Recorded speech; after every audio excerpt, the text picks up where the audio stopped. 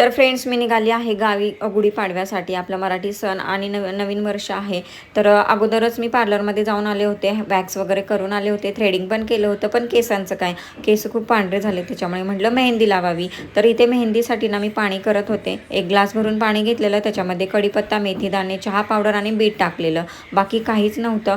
तर नुपूरची मेहंदी आणली होती, अगोदरची थोडी होती, आत्ता थोडं पॅकेट आणलेलं त्याच्यातली थोडी टाकली. मस्त अशी त्या पाण्याने मिक्स करून घेतली. आवळा पावडर वगैरे काहीच टाकलं नव्हतं, कारण काही शिल्लक नव्हतं घरामध्ये. आहे त्या सिच्युएशनमध्ये भिजवली आणि सकाळी सकाळी भिजत घातली. म्हटलं दुपारपर्यंत भिजेल. त्यानंतर देवपूजा वगैरे केली. मनी प्लॅन्टचं पाणी खूप दिवस चेंज नव्हतं केलं, म्हणून ते चेंज करायला घेतलं. मनी प्लॅन्ट आता माझा खूप छान वाढतोय.